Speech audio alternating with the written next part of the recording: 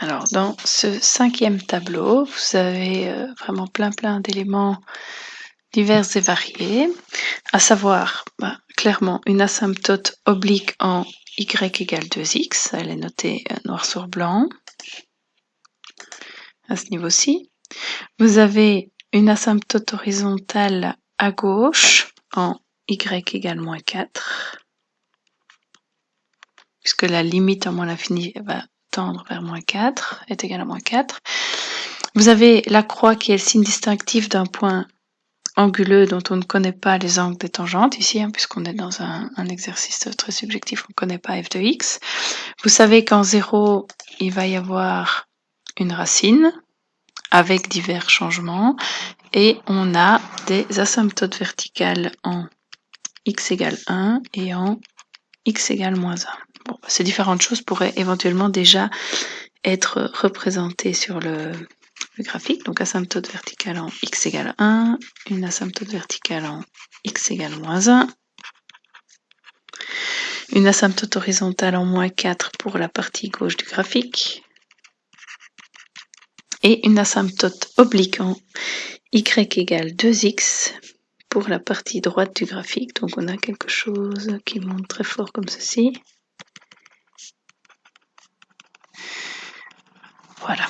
Donc ça, c'est les premiers éléments qu'on peut placer.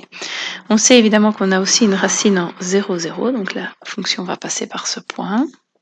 Reste à voir maintenant un petit peu les allures de part et d'autre de ces différents points critiques. Alors on sait que la fonction est en train de monter entre moins 2 et moins racine de 3 et après racine de 3. Par contre, elle est en train de descendre partout ailleurs puisqu'on a des moins. Et alors, entre ces plus et ces moins, il y a parfois des zéros qui apparaissent. Et donc, quand il y a un changement de variation du plus vers le moins ou du moins vers le plus et un zéro entre les deux, on sait maintenant que ça correspond à un minimum ou à un maximum. De la même manière, au niveau de la concavité, donc on va avoir une concavité vers le haut partout où il y a des plus, mais des concavités tournées vers le bas chaque fois qu'il y aura un moins, et il arrivera qu'il y ait un changement de concavité du plus vers le moins, par exemple, comme ici, mais il pourrait aussi y avoir un changement de concavité du moins vers le plus, ça va dépendre un petit peu de ce qu'on trouve entre. Mais donc, en gros, si on essaye de placer nos flèches, il faut, puisque la dérivée première est négative, la dérivée seconde aussi, trouver quelque chose qui descend avec la concavité tournée vers le bas. Puis on rencontre ce fameux point anguleux, mais au-delà de ce point anguleux, elle monte avec la concavité vers le bas. Si je vais dans la colonne qui se trouve ici, il faut quelque chose qui descende avec la concavité vers le bas, et donc ça confirme ici l'hypothèse d'un maximum, puisque la variation s'arrête net, mais la fonction reste tournée vers le bas, donc ceci c'est vraiment la configuration d'un maximum.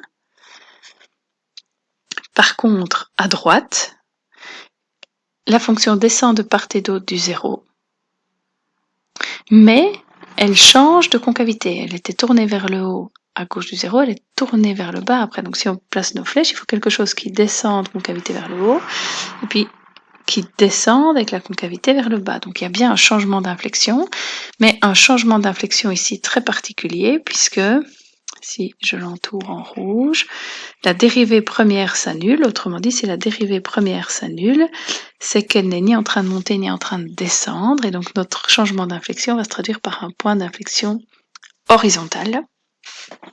Tout ça pour atteindre en 1 une asymptote verticale ici, puisqu'on a la petite barre qu'on retrouve au niveau de f, mais aussi de la dérivée première et de la dérivée seconde, pour enchaîner juste après par quelque chose qui descend avec la concavité vers le haut, qui va changer de variation puisqu'on constate qu'après elle monte avec la concavité vers le haut, et donc entre les deux, puisque la dérivée première s'annule mais que la concavité reste tournée vers le haut, on a atteint un minimum.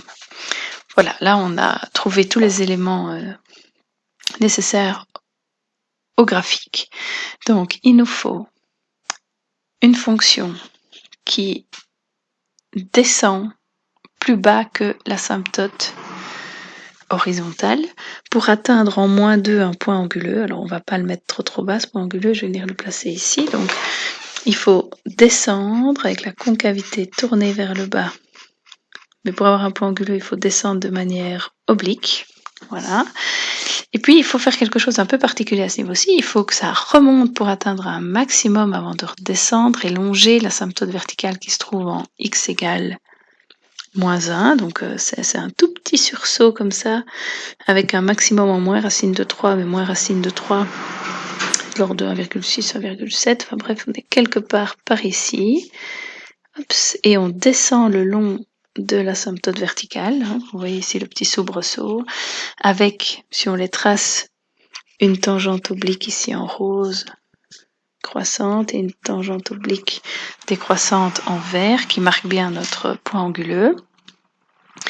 Et puis on a entre moins 1 et 1 quelque chose d'un peu particulier avec une fonction qui longe l'asymptote verticale, qui descend pour venir se coucher vraiment en 0, 0 pour repartir vers le bas. Donc on va venir ici traduire notre point d'inflexion horizontale. Donc je longe l'asymptote, je viens littéralement me coucher au niveau du 0, 0. Il faut vraiment marquer la tangente horizontale et puis on repart de plus belle vers le bas en longeant l'asymptote verticale en x égale 1.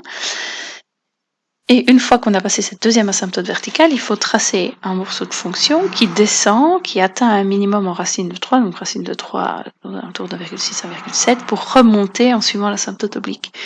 Donc si vous décidez de placer votre minimum quelque part par là, ça va donner quelque chose. Donc je longe l'asymptote verticale, je viens au niveau du minimum, et puis je repars en longeant l'asymptote oblique. Voilà. Et donc ceci, c'est une des représentations possibles du tableau de signes et de variations qui vous était donné.